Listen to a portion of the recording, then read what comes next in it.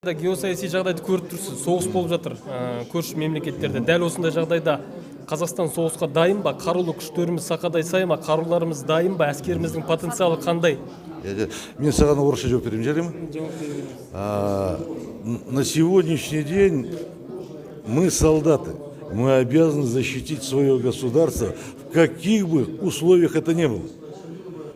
Да, мы видим всю ситуацию. Уровень подготовки вооруженных сил был мною проверен по поручению Верховного Главнокомандующего. Вы знаете, мы только закончили на прошлое учение Батлтой Тарас. Сейчас проводим анализ. Я бы хотел сказать, что народ Казахстана может спать спокойно. Есть проблемы, проблемы решаются. Это же не статика, это постоянный процесс обучения, воспитания личного состава. Идет процесс повышения боевых возможностей, материально-технического обеспечения.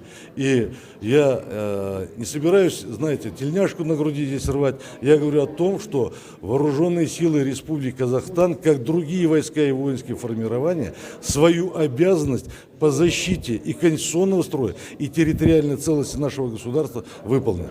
Армия 2 жылга созулуу мүмкүн бе? Мерзимде срочно. Но пока сейчас мы еще смотрим вопрос по году службы. Вы представляете, это, конечно, не только, это надо вносить изменения и в законодательство. Давайте мы сначала решим вопрос социальной поддержки солдат срочной службы, а затем, когда мы эту проблему решим, то тогда мы будем рассматривать вопрос. Но будет ли целесообразность?